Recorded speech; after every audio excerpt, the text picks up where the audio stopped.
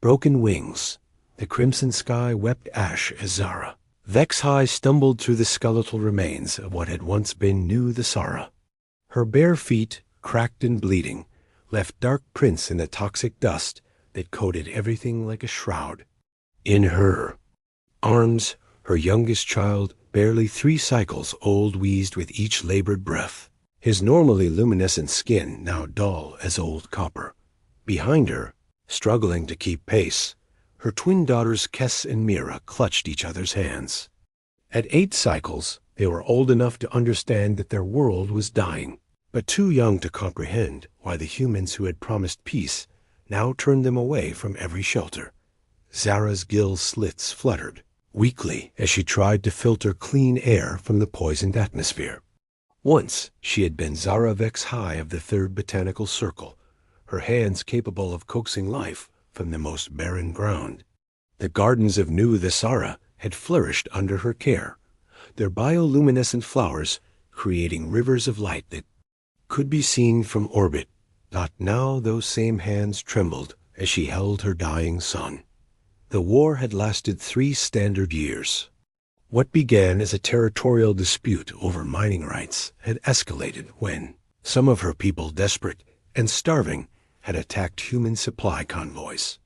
The retaliation had been swift and merciless. Orbital bombardments had turned fertile valleys into glass craters. Chemical weapons had poisoned the water table. Most of her species had fled to other worlds, but Zara's husband Jorik had refused to abandon their ancestral home. He had died defending their family's biodome, buying Zara just enough time to escape with their children. That was 47 days ago. Through the settling ash, she could see the distant glow of the human aid station, a cluster of prefab buildings, surrounded by energy barriers and guard towers. Her people called it the Mercy Gate, though few who approached it found any mercy there. Most were turned away at gunpoint, deemed too dangerous or too numerous to accommodate Dot. But Zara had something the others didn't. Hidden in the genetic memory of her children was the legacy of her people's greatest secret, one she had sworn never to reveal. Even as her world burned around her, Zultul Tamik coughed, specks of blue blood staining his lips. He was fading fast. Without proper medical care, he would be gone before the next dawn. Zara fell to her knees as the first energy fence came into view. Automated turrets tracked her movement, their red targeting beams painting her chest. Human voices shouted warnings in their harsh language, but she was beyond understanding, beyond pride. She had been a scientist, a mother, a member of a proud civilization that had tended this world for 10,000 years. Now she was nothing but a refugee, begging for scraps. As consciousness slipped away from her, Zara pressed her face to the cold ground and whispered the one human word she had learned, the one that might save her children, even if it cost her everything. Please. The weight of command. Lieutenant Marcus. Thorne lowered his binoculars and watched the alien woman collapse at the perimeter fence. Through the ash-laden air, he could see her 3 children huddled behind a twisted piece of wreckage, too afraid to approach the human checkpoint, but unwilling to abandon their mother. Another one, muttered Sergeant Kim Torres, adjusting the grip on her pulse rifle. That's the 4th this week. Should I activate the dispersal field? Marcus studied the scene through the security monitors. The woman wasn't moving, but he could see the faint rise and fall of her chest.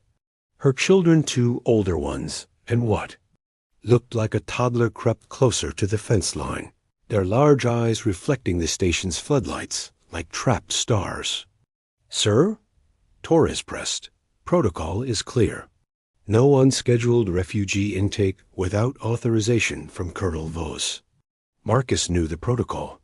He'd written half of it himself after the bombing of Outpost 7, when a supposed refugee had detonated a bioweapon that killed 43 Marines.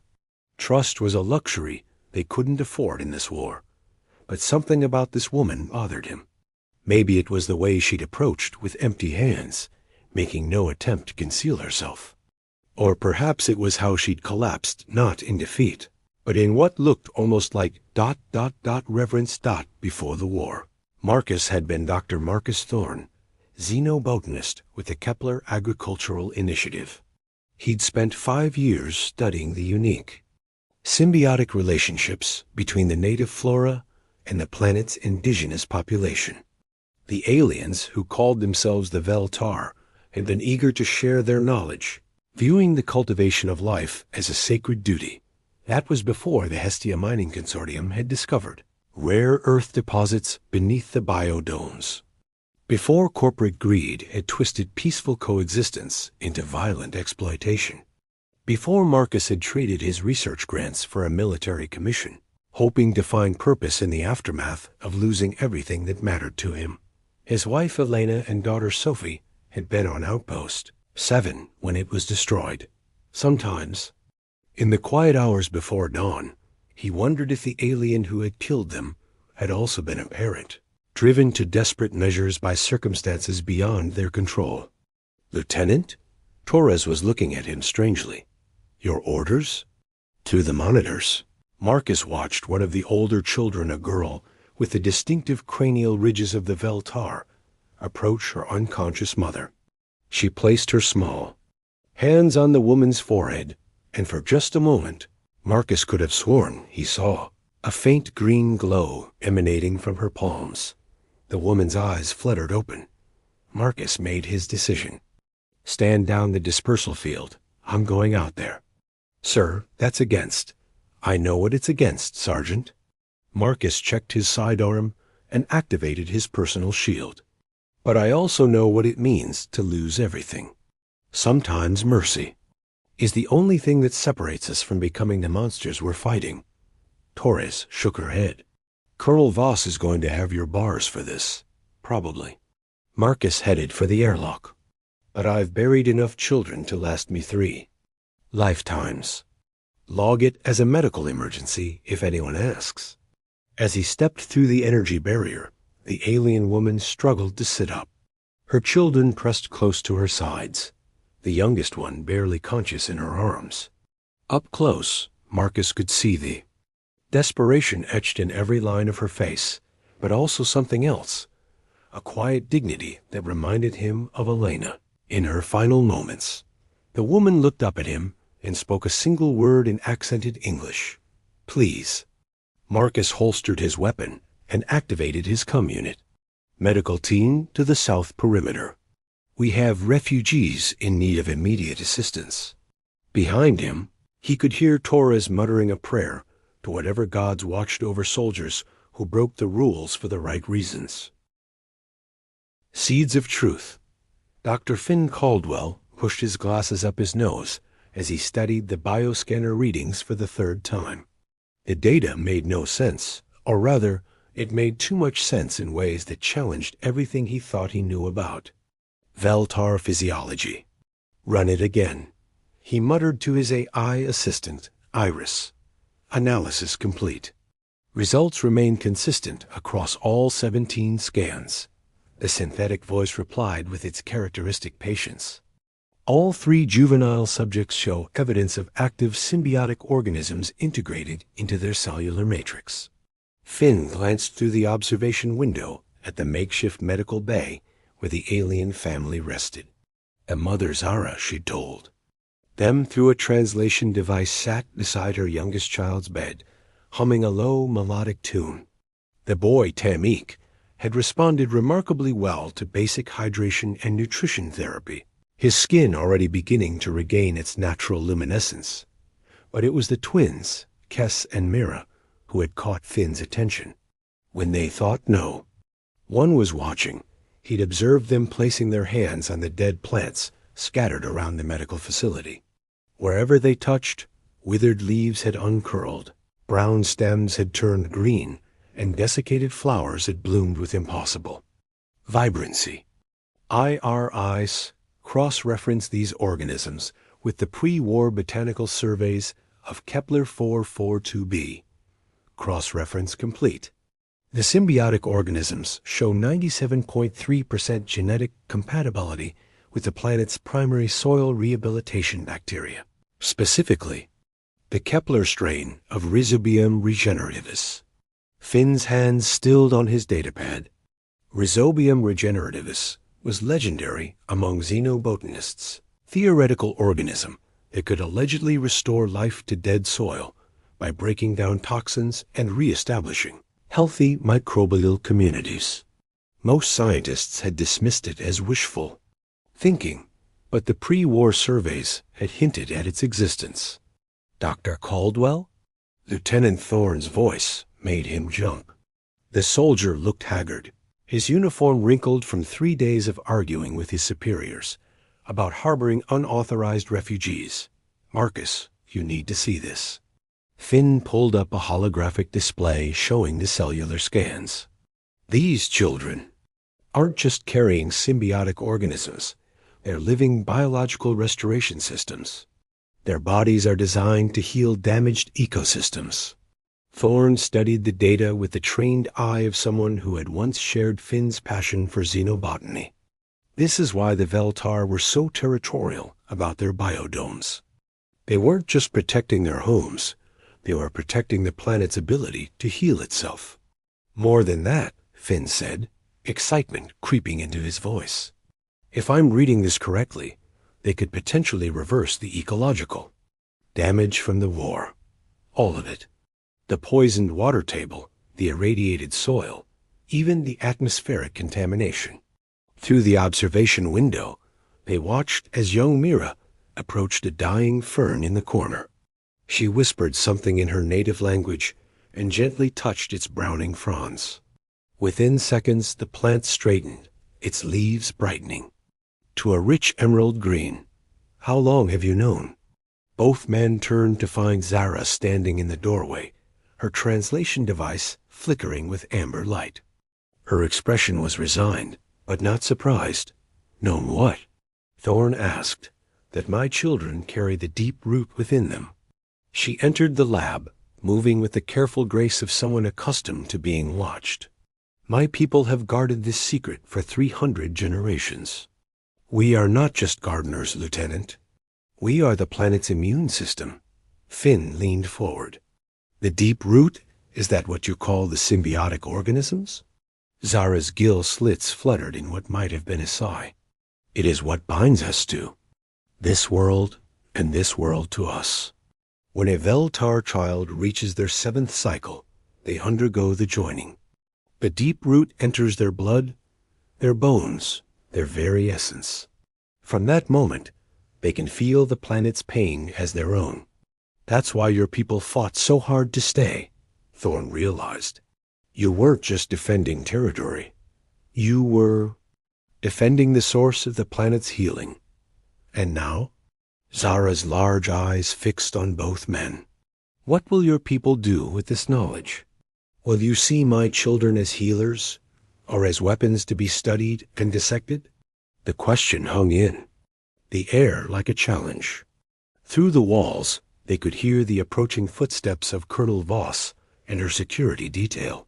Someone had reported the irregular energy readings from the medical bay. Finn and Thorne exchanged glances, both understanding that the next few minutes would determine not just the fate of one alien family, but possibly the future of an entire world. Hide them, Finn whispered urgently. There's a service tunnel behind the supply closet. It leads to the old mining shafts. As the door chimed with an incoming override, Zara gathered her children with practiced efficiency. The twins moved without question, but little Tamik reached out toward the dying plants scattered around the lab. No, my heart, Zara whispered. Not now. But it was too late. Every withered leaf, every browning stem, every dying flower in the room had suddenly burst into vibrant, impossible life. The garden beneath, Nira Kelm, the name her mother had whispered to her in the ancient tongue, meaning life-bringer, pressed her small hands against the rough stone wall of the underground cavern. Even here, 30 meters below the surface, she could feel the planet's pain like a constant ache in her bones. Above them, The sound of boots echoed through the mining tunnels as Colonel Voss's security teams conducted their search. Her mother held Tommy close, while Kess and Mira huddled together in the darkness, their bioluminescent patches dimmed to avoid detection. How much further? Lieutenant Thorne whispered to Dr. Caldwell, who was consulting a handheld scanner. By its faint blue glow, the old survey maps show a larger chamber about 200 meters ahead, Finn replied. Pre-war geological teams called it the Cathedral, some kind of natural formation the Veltar considered sacred. Nira's mother stirred at the mention of the cathedral. The heart chamber, she breathed in her own language, then switched to broken standard. Is ... is real? Not destroyed? According to the scans, it's intact. Finn looked puzzled. Though, there are some unusual energy readings, almost like it's alive. Nira could have told him that it was alive, had been alive for millions of years before her people ever arrived on this world. The deep root didn't originate with the Veltar. They had simply learned to join with something far older and more powerful than themselves. As they moved deeper into the tunnels, the walls began to change. The rough-hewn stone gave way to smooth, organic curves that seemed to pulse with a faint inner light. Nira ran her fingers along the surface and felt an answering warmth, like touching the skin of some vast, sleeping creature. Incredible, Finn murmured, taking readings with his scanner. The mineral composition is unlike anything in the geological surveys. It's almost as if the rock itself is alive. Because it is, Nira said quietly, speaking standard for the first time since their arrival at the human camp. Both men turned to stare at her in surprise. Nira, her mother's voice carried a warning. The old words are not for strangers. But they're not strangers anymore, Mother. Nira looked up at Lieutenant Thorne, seeing past his uniform to the sadness that lived behind his eyes. He lost his seedlings too, didn't he? His mate and little one? Thorne's face went pale. How could you possibly know that? The deep root remembers all who have grieved for this world. Nira placed her hand flat against the tunnel wall, and the bioluminescent patterns brightened, spreading outward like veins of light. Dr. Caldwell grieves too for the gardens that died, for the knowledge that was lost. The tunnel filled with soft golden radiance as they approached the cathedral. When they emerged into the vast chamber, even the humans gasped in wonder. The space was enormous, easily 300 meters across, with a domed ceiling that disappeared into shadow above. But it was the walls that took their breath away. Every surface was covered in intricate patterns of living crystal, pulsing with gentle bioluminescence that shifted through the spectrum like a slow rainbow. Spiraling columns reached from floor to ceiling, their surfaces covered in what looked like alien script, but was actually the growth patterns of some ancient organism. At the center of the chamber stood a pool of perfectly clear water, its surface so still it might have been polished glass. Around its edges, delicate crystalline formations grew like flowers made of light. The heart of the world, Nira's mother whispered, tears streaming down her face. I thought it was only legend. Nira approached the pool, feeling the deep root within her, responding to some unimaginable presence. The water began to glow, and suddenly she could see, not with her eyes, but with something deeper. She saw the planet as it had been, green and blue and beautiful, teeming with life in countless forms. She saw the coming of her people, their joining with the deep root, their 10,000 years of careful stewardship. And she saw the wound that had been carved into the world's flesh by war and greed and fear. I can heal it, she said, her young voice echoing in the vast space. The deep root knows how, but ... But what? Dr. Caldwell stepped closer, his scientific excitement warring with concern. Nira looked back at her family, then at the two humans who had risked everything to help them. The healing requires a sacrifice. Someone must stay joined with the heart, become part of it, to guide the deep root as it spreads across the world. Her mother's fac. New earth, ancient roots. The water was warm against Nira's skin, but it was the sudden rush of connection that made her gasp. Every living thing on the planet, from the smallest microbe to the vast fungal networks deep underground, suddenly sang in her mind with one unified voice. The deep root wasn't just alive. It was a symphony of consciousness that had been waiting eons for someone to conduct its healing song. Nira? No. Her mother lunged toward the pool, but Lieutenant Thorne caught her arm. Let her choose, he said quietly, his voice thick with the memory of his own daughter's courage in her final moments. Sometimes the young see paths that we cannot. The chamber filled with blinding light as Nira sank deeper into the pool. But instead of drowning, she felt herself expanding, her consciousness flowing outward through root and stone and soil. She could sense the poisoned aquifers hundreds of kilometers away, feel the dead zones where nothing would grow, taste the chemical burns that scarred the atmosphere, and she could heal it all. Colonel Voss burst into the cathedral with a full squad of Marines, their weapons raised and ready. But they froze at the sight before them. A 12-year-old alien child standing waist-deep in a pool of liquid starlight, her arms outstretched as patterns of bioluminescence raced outward from her position, like cracks in reality itself. "Stand down," Voss shouted, but her voice was lost in the rising harmonic that filled the chamber. The living crystal formations began to pulse in rhythm, and suddenly every dead plant within a kilometer of their position burst into bloom. Dr. Caldwell's scanner went wild as it registered impossible readings. "Energy levels are off the charts," he called out over the growing resonance. "She's not just communicating with the organism, she's becoming part of it." Above ground, the transformation was even more dramatic. The poisoned wasteland around the human settlement suddenly erupted in green growth.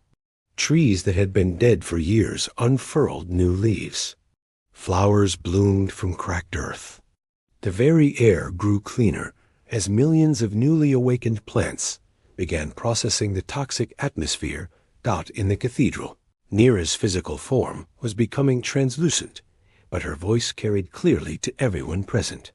"The deep root remembers the old agreements," she said, her words somehow speaking directly to their minds rather than their ears. "Before the war, before the fear, your people and mine worked together to tend this world. It can be so again."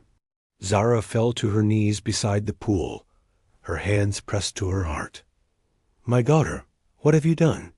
"What I was born to do, Mother." Nira's form was barely visible now, more light than substance. "But I won't be alone. The deep root needs tenders, and there are others who carry the old knowledge. Dr. Caldwell understands the science. Lieutenant Thorne remembers what it means to make things grow." Finn stepped forward, his scanner forgotten. "The symbiotic organisms, they're not limited to your species, are they? They can bond with humans too." "All who choose to serve life may join with the deep root," Nira confirmed. "But the choice must be freely made, without coercion or fear." Colonel Voss lowered her weapon, her expression stunned. Through her comm unit, reports were flooding in from across the planet. Dead zones were coming back to life. The atmospheric processors were registering dramatic improvements in air quality. Most remarkably, human and Veltar survivors were emerging from hiding places throughout the region, drawn by some instinct toward the growing garden that now surrounded the settlement. "This changes everything," Voss murmured. Lieutenant Thorne knelt beside Zara at the pool's edge. "She's still there," he said softly. "Different, but still your daughter. I can feel her presence in every growing thing." The healing light began to fade, but the transformation it had begun continued to spread. Within hours, the change would reach every corner of the planet. Within days, Kepler 442b would be more alive than it had been in centuries. Neera's voice came one last time, carried on the wind that now smelled of rain and growing things. Build the garden together. Tend it with wisdom. Let it teach you that life is stronger than fear.